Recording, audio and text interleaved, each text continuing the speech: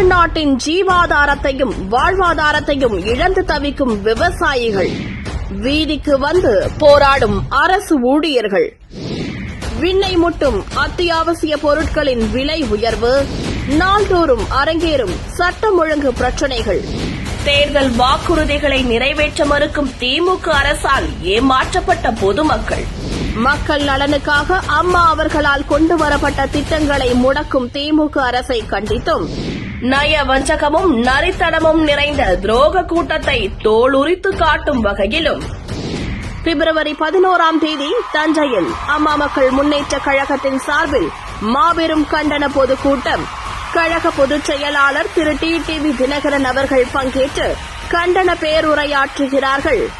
கழக உடன்பிறப்புகள் அனைவரும் அணிதிரண்டு வாரீர். இடம் திலகர் திடல், தஞ்சாவூர். நாள் பிப்ரவரி 11 ஞாயிற்றுக்கிழமை. நேரம் மாலை 4 மணி.